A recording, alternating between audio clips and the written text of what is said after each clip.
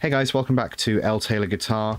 It's been a little bit since I've done anything about song structure, but I noticed that my basic song structure video is one of my most popular videos, so I figured it's worth building on what's in that particular tutorial. So that's what we're going to do today. Specifically, we're going to look at choruses and how you can add variety to choruses through a song. I'll talk a little bit about different instruments as well, not just guitar. So let's say you've written a song and the structure is something like verse, chorus, bridge, chorus. Now, one of the things that makes a song interesting to listen to is dynamic variety, which is essentially how intense or how loud a section of a song is. So in punk music, it might be really intense throughout, which is fine because it's punk music, but in other styles you might want to mix it up a little bit. So maybe in rock or pop you'll have a section where guitars drop out, or you strip back the drums, or the bass plays some variation on what it was playing. It's important to have this kind of dynamic variety in songs, and it will usually end up looking a little bit something like this. So the high points in this chart are the high, intense, really full on, really loud sections, and the low bits are not. You'll notice in this diagram that the choruses get higher as the song progresses, even when things either side get lower. Having increasingly intense choruses is something that's going to make a song really engaging to listen to and exciting through to the end, even when they're essentially listening to the same thing on repeat. So how are we going to add variety if we're using the same chords? Let's go through choruses one at a time and look at what we can do to them. And we're actually going to start with chorus number 2, the middle chorus. So the reason we're starting with the second chorus is because this is basically going to be our default, our standard chorus. So we're going to remove things for the first chorus and we're going to add things for the third chorus, rather than adding things on top of things. This is just a bit easier. So your default second chorus is going to have something like chords, maybe on guitar, maybe on keyboard as well, drums, some kind of bass, and vocals. Maybe backing vocals as well, possibly a lead instrument, but maybe not. We're going to call that the default, and we're not going to do anything to chorus number 2. So what can we remove to make our first chorus? Backing vocals is my first suggestion. That should be the first thing to go for your first chorus. Get rid of any harmonies, backing shouts, millennial whoops, anything like that.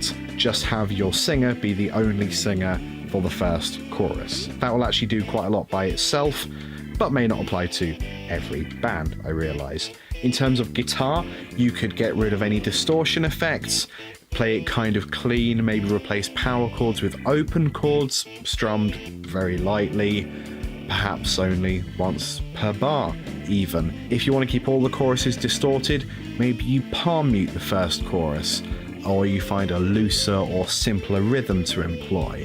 If you have a kind of guitar lead to your chorus, I'd definitely just get rid of it and play a rhythm section for the first chorus. Bass could play higher notes in the first octave, which will essentially make it less deep, less bassy. Or you could just even simplify the rhythm. Again, maybe even one note per bar. Really just think about stripping it back, and the same with drums. Drums is easy, it's just a case of hitting less things. Maybe replace any open hi-hats with closed hi-hats. Don't hit too many other cymbals, and just take it easy with the fills. So now let's talk about our options for the third chorus. Rather than subtracting things from chorus number 2, we're going to add things to chorus number 2.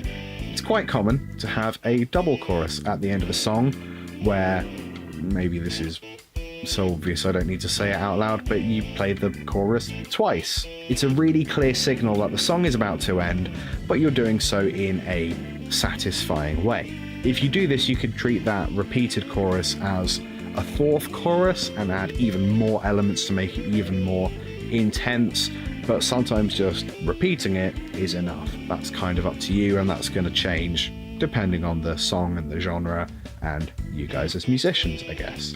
In terms of guitar, you could try having more interesting rhythms. If previous choruses were palm muted, Try throwing in a few unmuted chords, or play the whole thing unmuted if you like. If you're lucky, you might be allowed to do some kind of outro solo. If you think you can add any more backing vocals, this would be the time to do it. Go nuts with harmonies if you know how, or even just yelling if appropriate. Drummers, one of the ways you can help your bandmates remember that the song is about to end is to replace your hi-hats or rides with a crash, a splash, or a china for the last few bars. That's usually quite hard to miss as a signal, and also gives it a nice, big, washy texture, and it's a really satisfying way to end a song. In terms of the ensemble, so the entire band, you could maybe go double time for the end chorus, which is where the chords appear for the same amount of time, but you strum them twice as fast and the drums go twice as fast. If you want to do something cheesy but really fun, you could consider having a key change. If you have a double chorus, this could happen halfway through the double chorus. Maybe you just shove everything up a half step, which on guitar is just one fret. Just everything goes up one fret. That's one of the simplest key changes you could do. You could also go up a fifth if you want. You could go anywhere, really, but I do suggest that you go up in keys rather than down. You want to lift it upwards for the end. It's up. Can't reiterate that any more ways. Up. So those are the ways that you can make a song more fun to listen to whilst only affecting the choruses. And you're not even really changing the choruses, you're just changing how you play the choruses, right?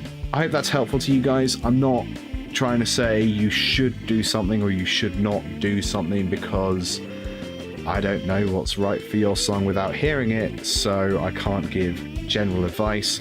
Instead, I'm just trying to point out some specific options you have, knowing full well that they won't all apply to necessarily any or all of your songs. Please subscribe to this channel. Finger guns.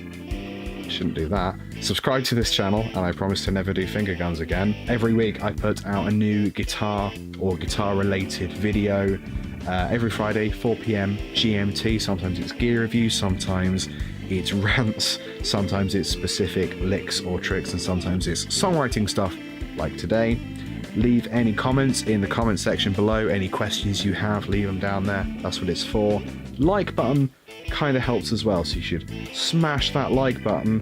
I hate saying that, and I hate when people say that, but I'm part of the problem. Anyway, thanks, and bye. Toodaloo.